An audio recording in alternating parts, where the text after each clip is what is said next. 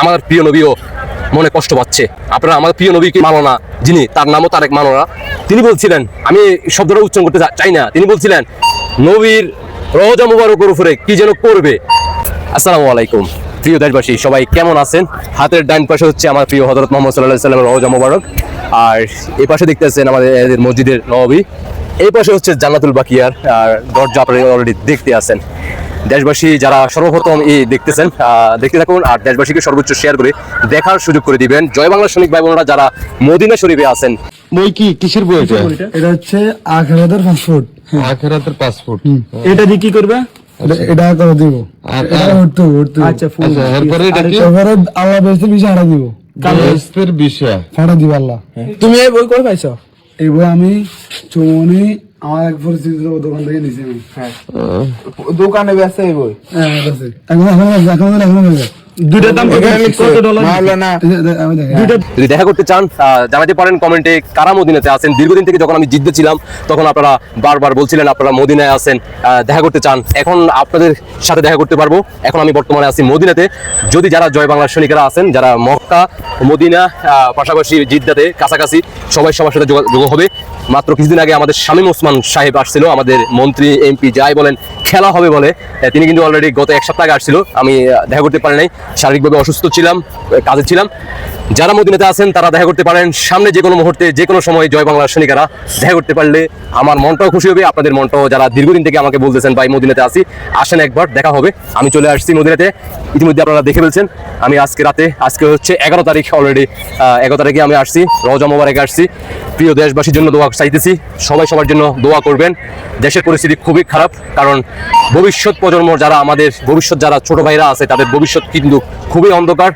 যায় দিন ভালো আসে দিন খারাপ, আপনারা ইতিমধ্যে জানেন। দেশের বর্তমানে যে পরিস্থিতি, সামনে 12 তারিখে নির্বাচন, এই নির্বাচনে দেশের ভবিষ্যৎ অনেকটাই খারাপের দিকে যাবে। যদি আপনারা ভোট কেন্দ্র থেকে যাওয়া থেকে বিরত থাকবেন, কারণ এই নির্বাচনে কি হতে যাচ্ছে আপনারা ইতিমধ্যে জানেন। কয়েক হাজার মায়ের বুক খালি হবে। আমরা চাই না কারো মায়ের বুক খালি হোক। আমার শত্রু যদি হয়ে থাকে, আমি চাই না কারো মায়ের চোখের পানি পড়ুক।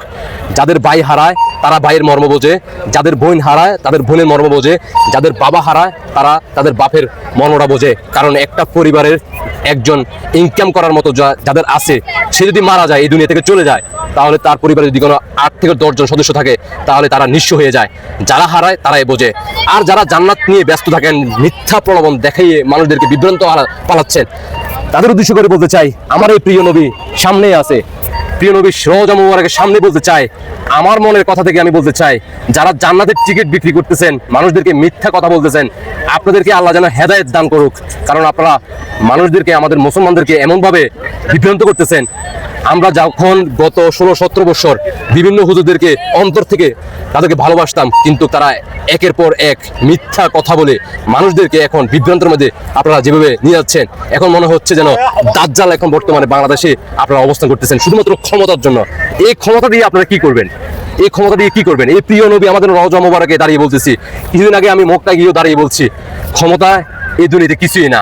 অন্তর থেকে দেশকে ভালোবাসেন, শুধুমাত্র ক্ষমতার জন্য, নিজের পকেটকে ভারী করার জন্য মানুষকে বিপদে ফেলাবেন না, ইসলামকে হাসির পাত্র বানাবেন না। কারণ বিশ্বের মধ্যে ইসলাম হচ্ছে আমাদের যারা মুসলিম, সত্যিকার মুসলমান, তাদের অন্তরটা আসলে কষ্ট পায়। আপনারা ইসলামকে ব্যবহার করে যেভাবে মানুষদেরকে মিথ্যা আশ্বাস দিচ্ছেন এবং কি বিভ্রান্ত করতেছেন, অমুসলিম যারা হিন্দু, খ্রিস্টান, বৌদ্ধ, তারা কিন্তু হাসতেছে। আমার প্রিয় নবীও মনে কষ্ট পাচ্ছে। আপনারা আমার প্রিয় নবীকে মানো না, যিনি তার নামও তারেক মানো না। তিনি বলছিলেন, আমি শব্দটা উচ্চারণ করতে চাই না, তিনি বলছিলেন নবীর রওজা মুবারকের উপরে কি যেন করবে। কারণ আমি এখানে দাঁড়িয়ে আছি, তাই এই শব্দটা উচ্চারণ করতে চাচ্ছি না। আপনাকে দৃষ্টি আকর্ষণ করে বলতে চাই, আল্লাহ যদি আমাকে বাঁচাই রাখে, যদি কখনো বাংলাদেশে আসি, শেখ হাসিনা যদি কখনো বাংলাদেশে আসে, আপনারা হুজুরদেরকে জায়গা মতে দিয়ে দেওয়া হবে। ইসলাম কত প্রকার ও কি কি সেটা বুঝিয়ে দেওয়া হবে। শেখ হাসিনা একমাত্র 500-600টা মসজিদ বাংলাদেশে করছে। শেখ হাসিনা ভালো না, এটাই বললাম। শেখ হাসিনা মুসলমান না, শেখ হাসিনা খ্রিস্টান, শেখ হাসিনা বৌদ্ধ, শেখ হাসিনা ভালো না, তার জন্য 500-600টা মসজিদ করছে। আর আপনারা কি করছেন?